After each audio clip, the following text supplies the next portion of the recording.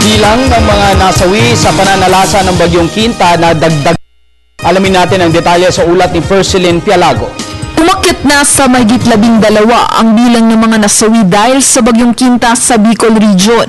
Sa talaan ng NDRMC, 5 ang naiulat na casualties sa Iloilo, 3 sa Eastern Samar, 2 sa Capiz at 1 sa Aklan at Catanduanes. Probinsya ng Iloilo ang nagtala ng pinakamaraming patay dahil sa matinding pagbaha sa lugar. Samantala, nananatili pa rin sa 2 ang bilang ng mga nawawala. Sila ang naunang naiulat na mangingisda sa Merinda, Leyte at ang isang magsasaka mula sa Talisay, Leyte. Mula naman 1,000, nadagdagan na ng 3,000 ang bilang ng mga pamilya na nasa loob ng mga evacuation centers ngayon.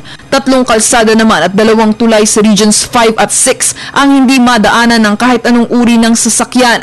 Hanggang ngayon, wala pa namang inilalabas na halaga ng pinsala sa agrikultura at infrastruktura. Para sa Telebisyon ng Bayan, Persilin Pialago.